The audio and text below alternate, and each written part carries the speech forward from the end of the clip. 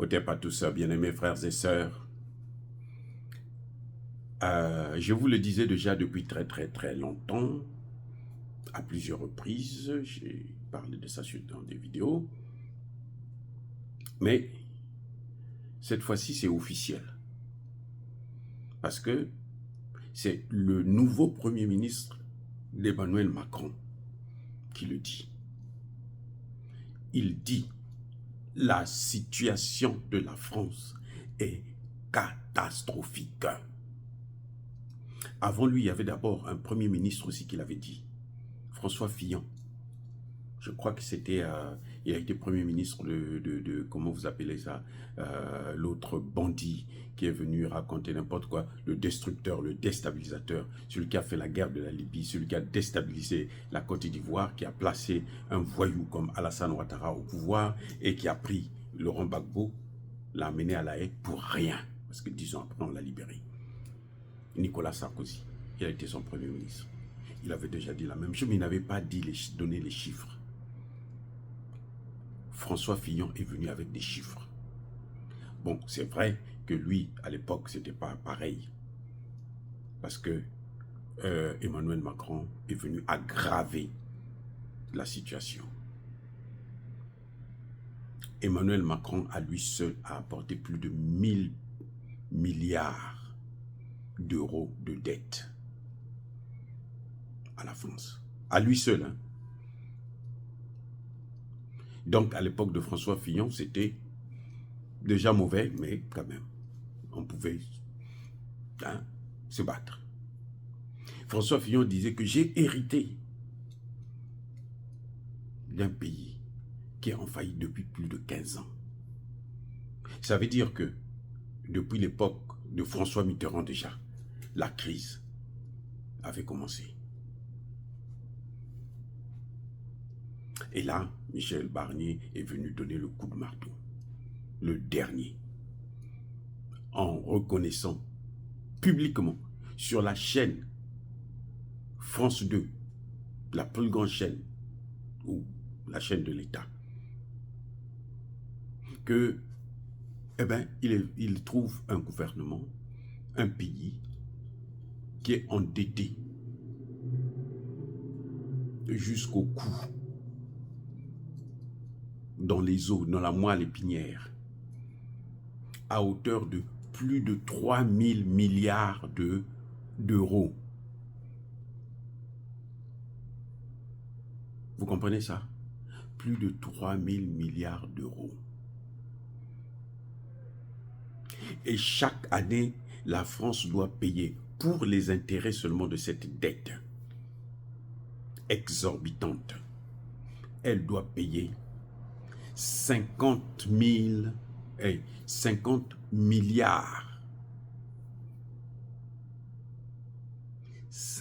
milliards d'euros chaque année. Maintenant, il dit qu'il y a une solution, c'est laquelle? Il faut taxer les grandes entreprises. Ah bon? Très bien.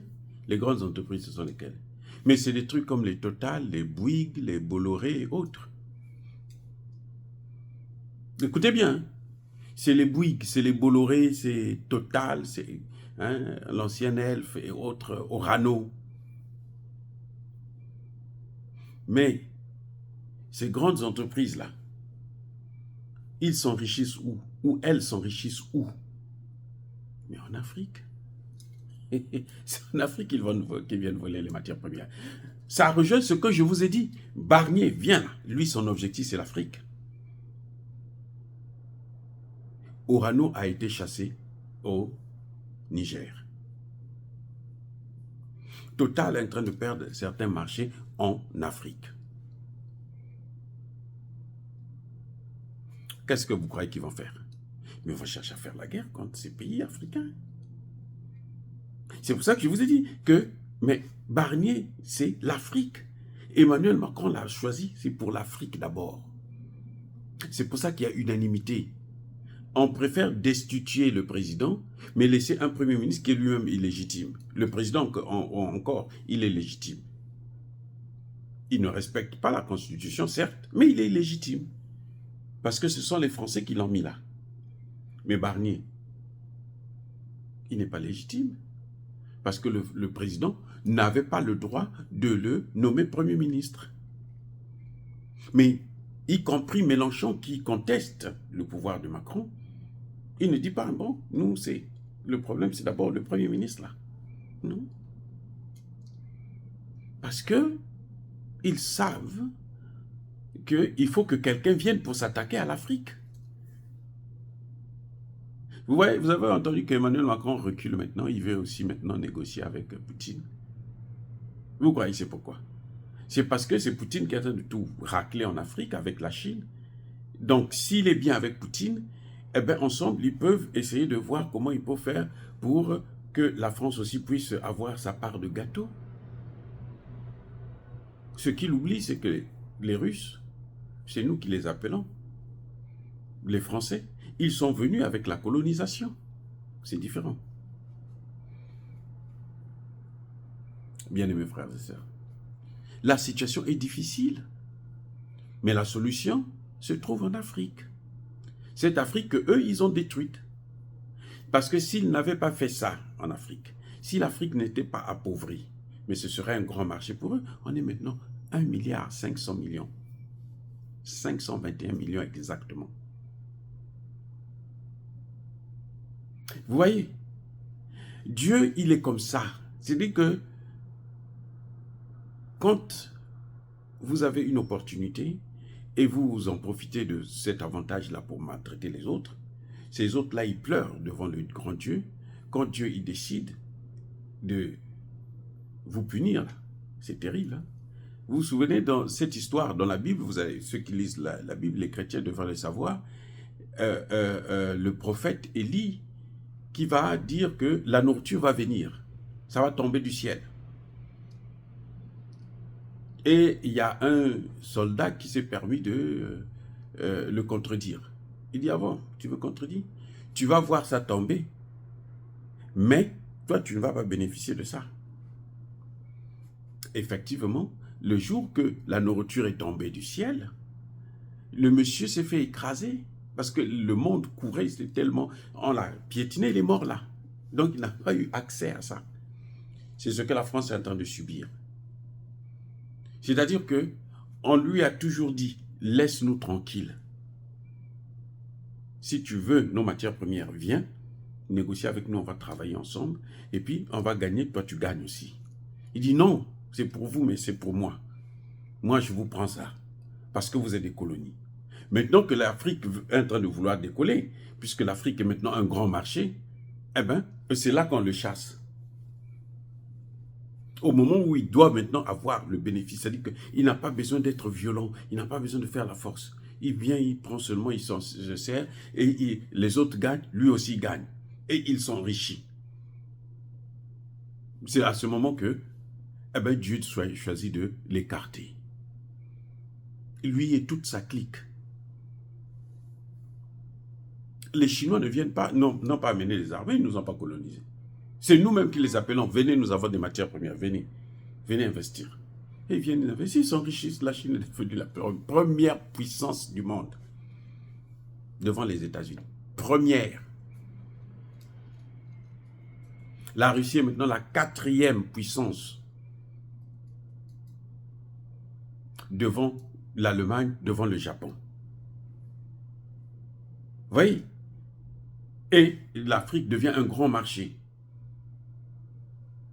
Maintenant, eux, personne ne veut les voir.